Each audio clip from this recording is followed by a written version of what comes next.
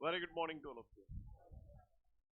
Well, इससे पिछले video में हम लोगों ने दो वृत्ताकार कुंडलियों के बीच अन्योन्य प्रेरकत्व की गणना की थी, दो धारावाही परिणलिकाओं के बीच अन्योन्य प्रेरकत्व की गणना की थी, और साथ साथ हमने दो परिणलिकाओं के स्वप्रेरकत्व और अन्योन्य प्रेरकत्व के बीच संबंध स्थापित कीजिए, इस सूत्र की भी स्थापना की थी। ये सूत्र जब हमारा आया था तो वो सूत्र ये आया था, m बराबर अंडर L1 L2। यहां तक हम लोग पिछले वीडियो में देख चुके थे, यस और नो। m क्या था? दो कुंडलियों के बीच अन्योन्य प्रेरण गुणांक, और L1 और L2 उनके क्या है? स्वप्रेरकत्व। क्लियर? आप बताओ, जब आपने इस सूत्र की स्थापना की थी तो एक कुंडली तो ये रही, दूसरी कुंडली आपने कैसे लपेटी थी? जाके ऊपर ही ऐसे लपेट दी थी, है ना? जय के ऊपर लपेट दी थी।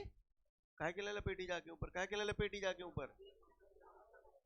ऐसा हमने इसलिए किया क्योंकि हम ये चाहते थे कि प्राथमिक कुंडली में उत्पन्न होने वाला चुंबकीय फ्लक्स पूर्ण रूप से द्वितीय कुंडली से संबंधित हो जाए, है ना? अगर मान के चलो, ये मैंने पिछले वीडियो में भी समझाया था, अगर नजारा ऐसा होता तो यहां पर क्या होता? प्राथमिक कुंडली में उत्पन्न होने वाला चुंबकीय फ्लक्स पूर्ण रूप से द्वितीय कुंडली से संबंधित नहीं हो पाता, थोड़ा बहुत होता, लेकिन इसके ऊपर लपेट देने से पूर्ण रूप से संबंधित हो गया। इस स्थिति को बोलते हैं आदर्श युग्मन की स्थिति। क्या बोलते हैं? आदर्श युग्मन की स्थिति। दोनों का युग्म प्रॉपर बनना है, यानी कहने का तात्पर्य है प्राथमिक कुंडली से में उत्पन्न चुंबकीय फ्लक्स पूर्ण रूप से द्वितीय कुंडली से संबंधित हो रहा है। क्लियर? बाई चांस उसने एक आध नंबर में पूछ लिया कि आदर्श युग्मन क्या होता है, तो क्या बोलेंगे? आदर्श युग्मन एक ऐसी स्थिति है जहां पर प्राथमिक कुंडली में उत्पन्न होने वाला चुंबकीय फ्लक्स पूर्ण रूप से द्वितीय कुंडली से संबंधित होता है। क्लियर है? इसे आदर्श युग्मन की स्थिति कहते हैं। क्लियर है? जब इस सूत्र की स्थापना की थी तो हम यहां पर ये मान के चल रहे थे कि प्राथमिक कुंडली में उत्पन्न होने वाला चुंबकीय फ्लक्स पूर्ण रूप से द्वितीय कुंडली से संबंधित हो रहा है। क्लियर? अगर वास्तव में ऐसा ना हो तो फिर इसी सूत्र को ऐसे लिखा जाता है, m बराबर k under root L1 L2। k यहां पर जो है इसको युग्मन गुणांक कहा जाता है। क्या कहा जाता है? युग्मन गुणांक। क्या कहा जाता है? युग्मन गुणांक। युग्मन गुणांक का मतलब क्या है, मैं आपको समझाऊं, समझोगे? हाँ, समझो। युग्मन गुणांक का मतलब आप ये देखो, प्राथमिक कुंडली में चुंबकीय फ्लक्स उत्पन्न हो रहा है? पूरा की पूरा द्वितीयक में तो जा रहा होगा ना? जा रहा हो ना? जहां में अगर 100% पैदा है तो जहां में 200% जा रहा है, तो 20%, 30%, 40%। आदर्श युग्मन की स्थिति है तो 100% वापस जाता है, ऐसे का तो है। यानी जाको मतलब ये भाव, ये युग्मन गुणांक जो है, युग्मन गुणांक जो है वो अगर आदर्श युग्मन भाव तो 100% है। जाको 100% को मतलब कहा भाव? 100% हटाऊंगा तो बटे 100, यानी 1। बोलो, यानी आदर्श युग्मन की स्थिति में युग्मन गुणांक का मान 1 होता है, और अगर आदर्श युग्मन नहीं है तो 1 से कम। बात समझ में आई? अगर आदर्श युग्मन नहीं है तो क्या होगा? प्राथमिक कुंडली में जो उत्पन्न होने वाला चुंबकीय फ्लक्स है पूर्ण रूप से द्वितीय कुंडली से संबंध नहीं होगा। द्वितीय कुंडली में जाने वाला चुंबकीय फ्लक्स कितना होगा? 30% हो सकता है, 30, 40, 50, 60, 70। बोलो भैया, मान के चलो द्वितीय कुंडली से संबंधित चुंबकीय फ्लक्स 70% हुआ, तो 70/100। तो जब भाग लगाओगे तो क्या आ जाएगा? 0 से 0, 7/10, यानी कि 0.7, यानी 1 से छोटा आया। नहीं है मेरी बात समझ में? सीन क्लियर है? हाँ, के यहाँ पर क्या है? युग्मन गुणांक, जो हमें ये बताता है कि कितना परसेंट चुंबकीय फ्लक्स द्वितीय कुंडली से संबंधित हो रहा है। I hope you understand. Scene clear है? के क्या बोलते हैं इसको? के को क्या बोल रहे हैं यहाँ पर? युग्मन गुणांक।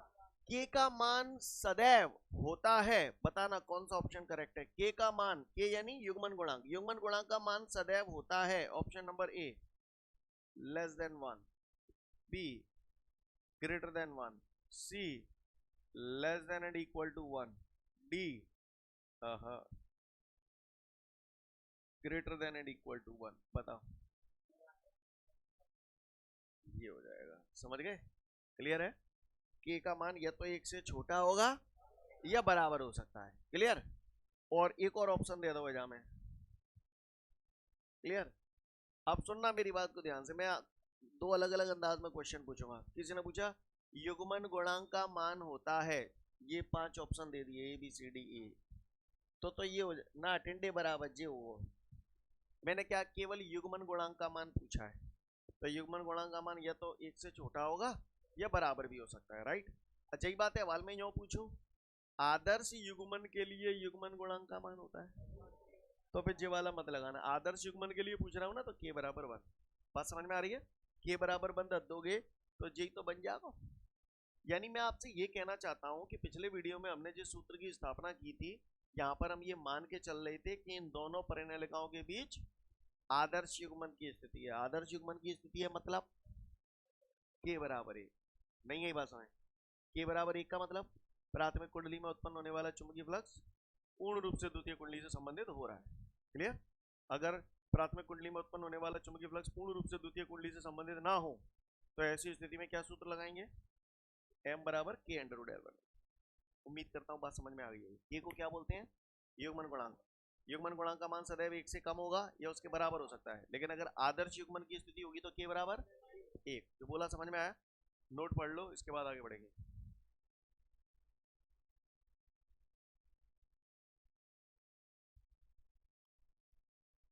आगे बढ़ते हैं। इसके बाद हमारे सामने अगला प्रश्न है, स्वप्रेरण और अन्योन्य प्रेरण में अंतर।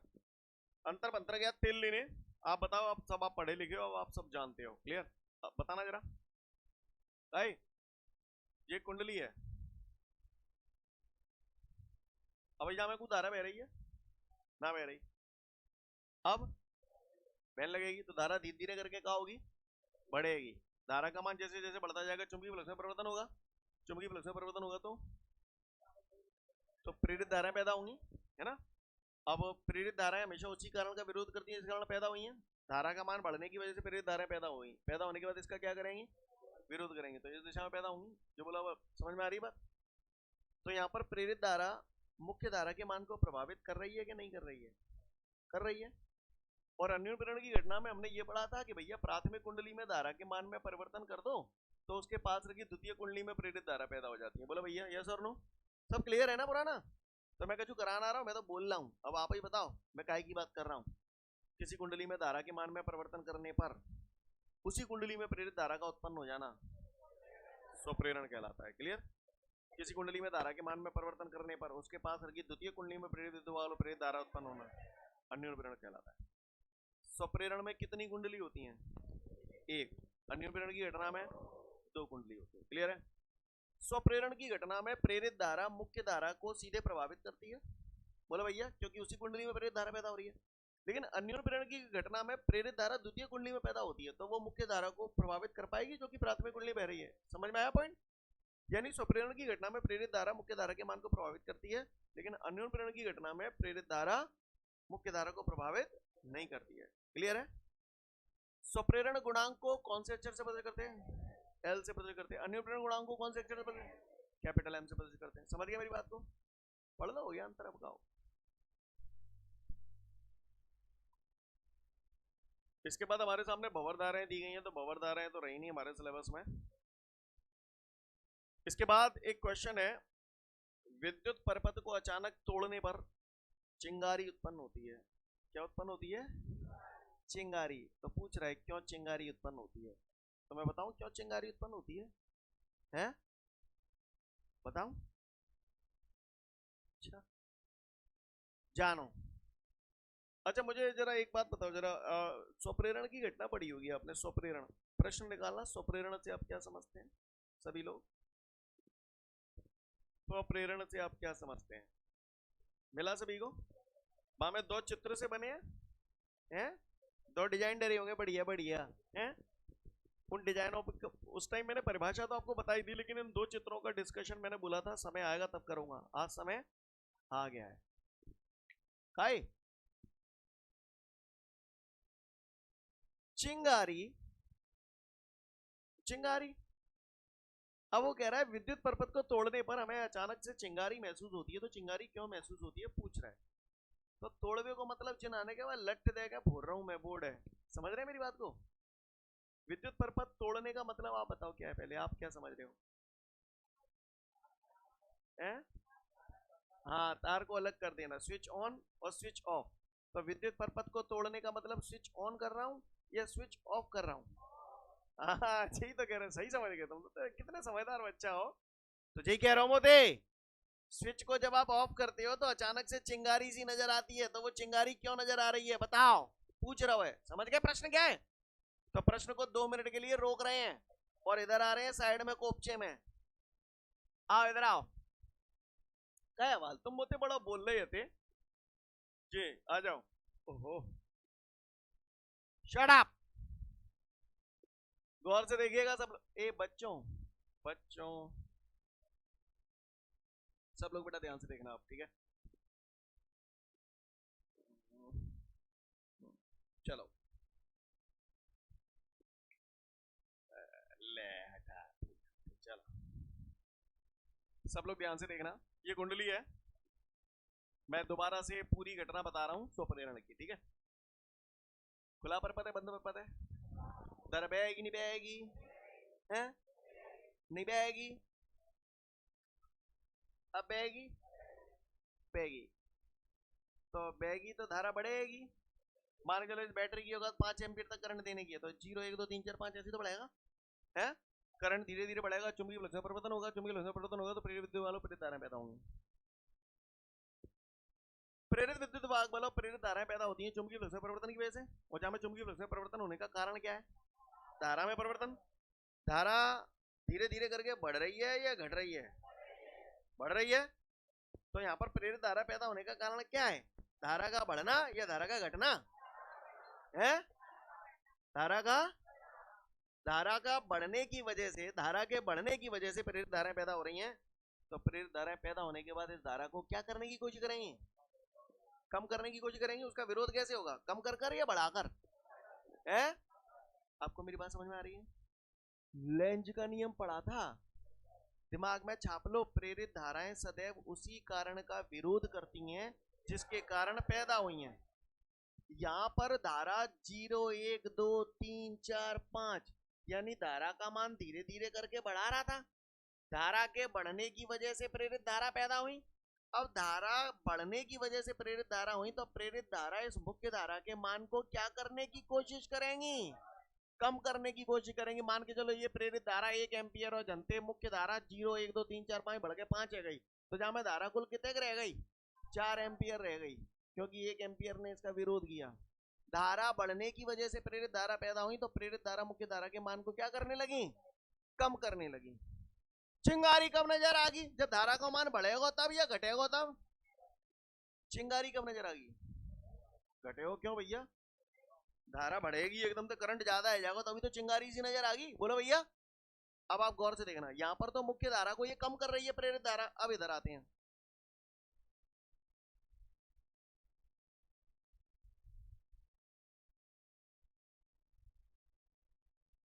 नजारा यही चल रहा है। समझना मेरी बात को ध्यान से सब लोग। ये यहां से आई मुख्य धारा, ये प्रेरित धारा पैदा हुई। अच्छा, ये कब हुआ? जब हमने सर्किट ऑन किया है। ये जो घटना है ये तब होती है जब या तो आप स्विच ऑन करते हो या स्विच ऑफ करते हो। समझ गए?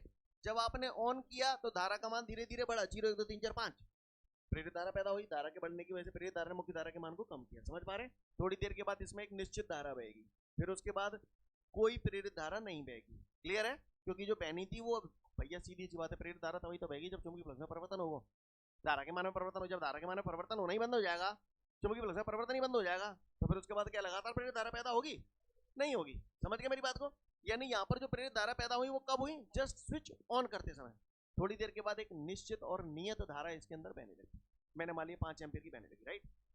अब इस विद्युत परपथ को तोड़ रहा हूं यानी स्विच ऑफ कर रहा हूं। अब मैं स्विच ऑफ कर रहा हूं, गौर से देखना, ठीक है? मैंने इसे अब ये क्या कर दिया? स्विच ऑफ कर दिया, ठीक है? अब ये स्विच ऑफ हो गया, तो गौर से देखिए, स्विच ऑफ करने से पहले नजारा क्या था? ये मान के चलो 5 एम्पीयर की धारा यहां जा रही है, 5 एम्पीयर की धारा यहां जा रही है। जैसे ही मैंने स्विच ऑफ किया तो अब यहां से ये जो जा रही है ये तो 5 एम्पीयर की धारा जा रही है में। अब ये 5 4 3 2 1 0, ठीक तो होगा? स्विच ऑफ कर दिया तो ये धारा धीरे धीरे कम होगी। 5 4 3 2 1 0, तो धारा कम होगी तो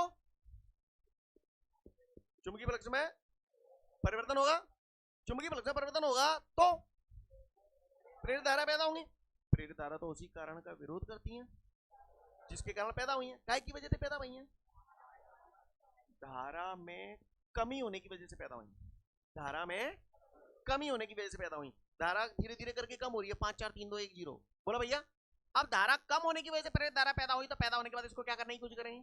बढ़ाने की कोशिश करेंगे। बढ़ाने की कोशिश करेंगे तो आप बताओ प्रेरित धारा इसी दिशा में पैदा होगी या इस दिशा में पैदा होगी? अगर इसे मुख्य धारा, भैया प्रेरित धारा उस कारण का विरोध करती है जिसके कारण पैदा हुई है। अब यहाँ पर धारा का मान कम होने की वजह से पैदा हो रही है, 5 4 3 2 1। तो प्रेरित धारा इसको क्या करने की कोशिश करेंगे? बढ़ाने की। तो बढ़ाने के लिए इसी धारा की, मुख्य धारा की दिशा में पैदा होंगी या विपरीत में पैदा होंगी? मुख्य धारा की दिशा में पैदा होंगी। सपोज करो यहाँ पर प्रेरित धारा पैदा हुई, मान के चलो 1 एम्पियर और, तो यहाँ पर क्या हुआ? धारा का मान अचानक से बढ़ गया, चुंबकीय फ्लक्स में परिवर्तन एकदम से तेजी से हुआ। समझ में आ रही मेरी बात? जिसकी वजह से यहाँ पर हमें क्या नजर आएगा? चिंगारी नजर आएगी, स्पार्क नजर आएगा। बात समझ में आ रही है? शुद्ध अगर देसी में मैं बात करूं, अगर और आसान शब्दों में आप समझना चाहें, तो किसी भी विद्युत परपथ को तोड़ने पर अचानक से तेजी से चुंबकीय फ्लक्स में परिवर्तन शून्य होने की कोशिश करता है। चुंबकीय फ्लक्स में परिवर्तन क्या होगा? शून्य होगा। नहीं है बात समझ? जिसकी वजह से हमें चिंगारी नजर आएगी। या तो ऐसे बोल दो, या फिर और डिटेल में बोलना है तो अचानक से विद्युत परपथ को तोड़ने पर चुंबकीय फ्लक्स में परिवर्तन तेजी से होता है, जिसके फलस्वरूप प्रेरित धारा समान दिशा में उत्पन्न हो जाती है, जिसके फलस्वरूप हमें चिंगारी उत्पन्न होती है। नहीं है मेरी बात समझ? बात समझ में आ रही है? क्लियर है? पढ़ लो, समझ जाओगे। आगे बढ़ते हैं। अच्छा एक बात बताओ, यहां से ये मुख्य धारा बह रही है। अब मुख्य धारा बह रही है तो प्रेरित धारा जब मुख्य धारा के मान बढ़ावे की कोशिश कर रही है या घटावे की कोशिश कर रही है, तो ये हमारे लिए कष्टप्रद घटना है, नुकसान कर रही है जो हमारा। तो हम क्या चाहेंगे? ये उत्पन्न हो या ना हो? हम तो ये चाहेंगे ये ना हो, है ना? यानी स्वप्रेरण की घटना हो या ना हो, है ना हो, क्योंकि जाते तो हमें नुकसान है रहा है। सही बोल रहा हूं ना? क्या कह रहा हूं, है ना? स्वप्रेरण की इस घटना की वजह से ये प्रेरित धारा मुख्य धारा के मान को कम कर रही है, जिसकी वजह से हमें क्या हो रहा है? नुकसान हो रहा है। तो हम चाहेंगे हमारा नुकसान हो। इसीलिए प्रतिरोध बॉक्स, प्रतिरोध बॉक्स क्या होता है ये पहले समझ लो। आपके सिलेबस में मीटर सेतु वगैरह रहे नहीं तो वहां बताते हैं, पर जान लो प्रतिरोध बॉक्स क्या होता है।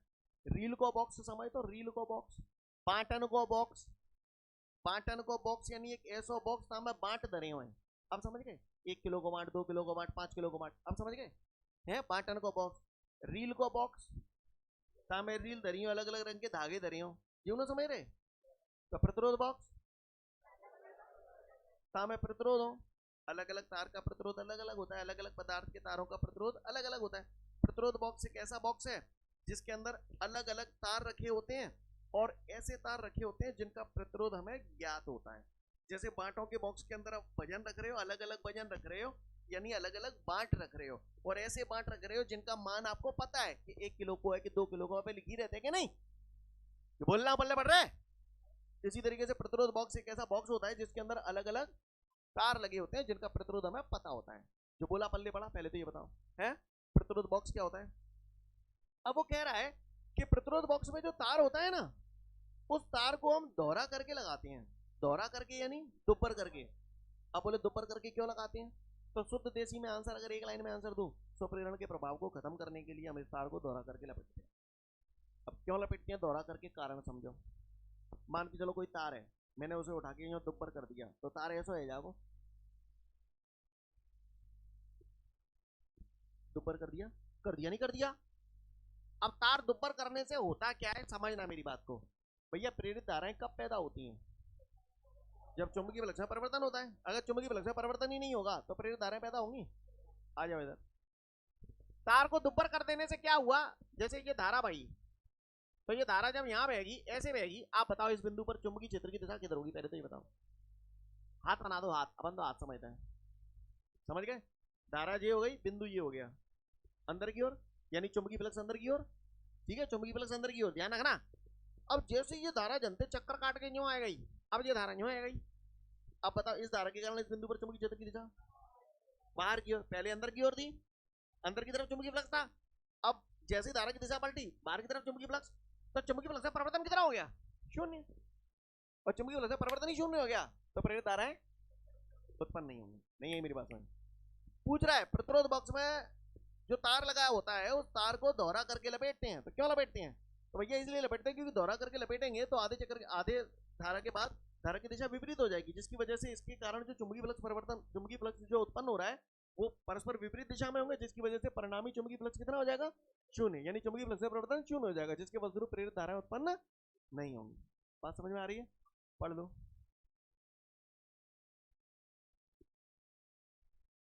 इसके बाद हमारे को जो अगला नोट दिया है उसमें व्हीटस्टोन सेतु की बात कर रहा है। व्हीटस्टोन सेतु पढ़ा था आपने? याद है क्या? ये सब साफ है?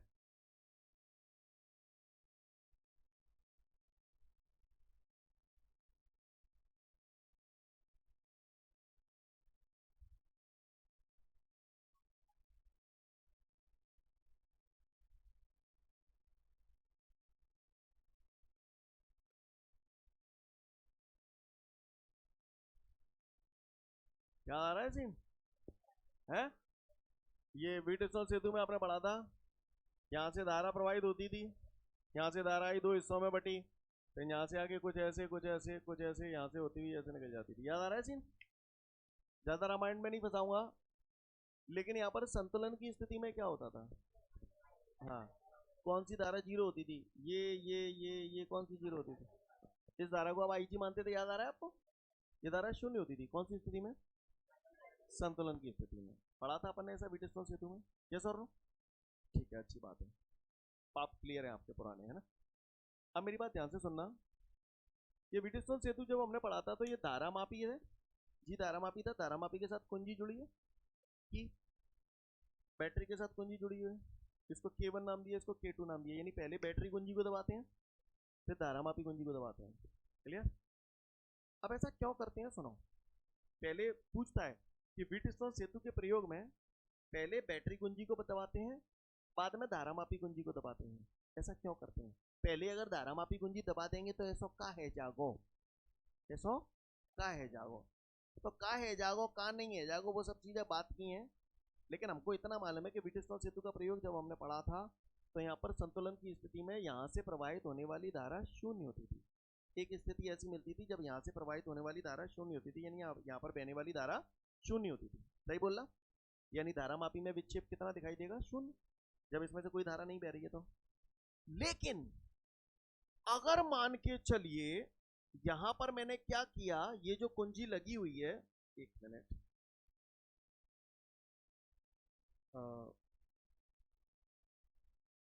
यहां पर जो कुंजी लगी हुई है, सपोज ये K2 है, अगर मैं इस कुंजी को पहले दबा देता, अगर मान के चलो ये पहले दबा देता, बाद में फिर इस कुंजी को दबाता, समझना मेरी बात को, तो ऐसा करने से क्या होता, जैसे ही धारा यहां से आती और ये सब जगह बटबटा के जब ऐसे जाती धारा, तो क्योंकि ये बंद परपथ था तो यहां से धारा बहने लगती। तो जब यहां से धारा आ रही थी तो जाहिर सी बात है धारा एकदम से तो बढ़ी नहीं, 0 1 2 3 4 5, धारा बढ़ी तो चुंबकीय फ्लक्स में परिवर्तन हुआ, चुंबकीय फ्लक्स में परिवर्तन हुआ तो प्रेरित धारा पैदा हुई। तो जिस स्थिति में हमें शून्य विक्षेप की स्थिति मिल रही थी वहां पर फिर धारा मापी में शून्य दिखाई नहीं देगा, क्योंकि प्रेरित धाराओं की वजह से कुछ ना कुछ विक्षेप दिखाई देगा। इस वजह से हम लोग क्या करते हैं, धारा मापी कुंजी को पहले दबाते ही नहीं है। क्यों नहीं दबाते? जिससे स्वप्रेरण का प्रभाव खत्म हो जाए। स्वप्रेरण का प्रभाव कैसे खत्म हो जाए, मेरी बात को समझना। हम धारा मापी कुंजी को पहले नहीं दबाते, हम लोग क्या करते हैं, बैटरी कुंजी को दबाते हैं। बैटरी कुंजी को जब यहाँ से दबा देंगे और ये मान के चलो खुला है, ये यहाँ पर खुला है, इसको मैंने कुंजी को दबा दिया तो यहाँ से धारा पहले सेट हो जाएगी सब जगह, जहाँ जानी हो जहाँ जानी हो जैसे जैसे चली जाएगी। अभी ये खुला है, यहाँ से कुछ नहीं होगा। समझ पा रहे हैं मेरी बात को? अब जब धारा पूरे जगह जितना मान उसका अधिकतम होना था हो आ गया, उसके बाद अगर मैं दबाऊंगा इसको तो यहाँ पर फिर वो स्वप्रेरण की जो घटना होगी वो नहीं होगी। समझ में आ रही है बात? तो क्योंकि अगर मैं इस कुंजी को पहले दबा दूंगा तो प्रेरित धारा की वजह से मुख्य धारा प्रभावित होगी, जिसकी वजह से जो पाठ्यांक मैं ले रहा हूं, जहां पर हम लोग क्या करते थे, एक अज्ञात प्रतिरोध का मान ज्ञात करते थे, अगर इस कुंजी को मैं पहले दबा देता तो अज्ञात प्रतिरोध के मान में त्रुटि हो जाती, जहां पर शून्य विक्षेप की स्थिति मिल रही थी वहां पर नहीं मिलती, किसी और जगह पर मिलती। बात समझ में आ रही है? इस वजह से हम लोग यहाँ पर क्या करते हैं, बैटरी कुंजी को पहले दबा देते हैं धारामापी कुंजी को बाद में दबाते हैं। जो बोला पल्ले पड़ा नहीं पड़ा? बात समझ में आ रही है? शुद्ध देसी में आंसर जैसा पहले वाला था वैसे ही इसका स्वप्रेरण के प्रभाव को खत्म करने के लिए हम लोग यहाँ पर पहले बैटरी कुंजी को दबाते हैं, फिर धारामापी कुंजी को दबाते हैं। बात समझ में आ रही है सभी को? क्लियर है? क्या हुआ, मैं फिर से बोल रहा हूं, अगर आप इस कुंजी को पहले दबा देते तो ये बंद परिपथ हो जाता, और बंद परिपथ हो जाता तो यहां से जब धारा बहती, समझना मेरी बात को, आपने इस कुंजी को पहले दबा दिया और ये कुंजी भी दबा दी, दोनों बंद परपथ हो गए, बंद परपथ हो गए, यहाँ से धारा बहेगी तो धारा के मान में परिवर्तन होने की वजह से चुंबकीय फ्लक्स में परिवर्तन होगा, चुंबकीय फ्लक्स में परिवर्तन होगा तो प्रेरित धारा पैदा होंगी, तो प्रेरित धारा पैदा होंगी तो यहाँ पर त्रुटि पैदा करेंगी कि नहीं करेंगी? प्रेरित धाराओं की वजह से त्रुटि पैदा होगी कि नहीं होगी? तो मैं क्या चाहूंगा, प्रेरित धारा पैदा हो या नहीं हो? नहीं हो। तो मैं क्या करता हूं, यहाँ पर धारामापी का खेल पहले तोड़ देता हूं। कैसे? कुंजी को खुला ही रखता हूं। पहले हमने बैटरी कुंजी दबा दी, इसको खुला रखा तो धारा देखो यहां से जाएगी, यहाँ जाएगी, अब यहाँ से खुला है तो आगे रास्ता बंद, कुछ यहाँ से होती हुई निकल जाएगी, और यहाँ से जो आएगी वो यहाँ आएगी, फिर आगे रास्ता बंद, कुछ नहीं होगा, कुछ यहाँ से निकल जाएगी। बात समझ में आ रही है? उसके बाद अगर मैं इस कुंजी को दबाऊंगा ना तो ये सुप्रेरण की प्रेरित धारा जो पैदा हो रही थी, पहले पैदा हो रही थी, लेकिन अब ये प्रभाव लगभग ना के बराबर हो जाएगा। बात समझ में आ रही है? क्लियर है? क्योंकि धारा का मान जो अधिकतम होना था वो पहले ही हो गया यहाँ पर, उसके बाद मैंने इसको ओपन किया है। क्लियर है? बात समझ में आई सभी को? पढ़ लो व्हीटस्टोन वाला एग्जाम्पल। नेक्स्ट वीडियो में फिर मिलेंगे। जय हिंद।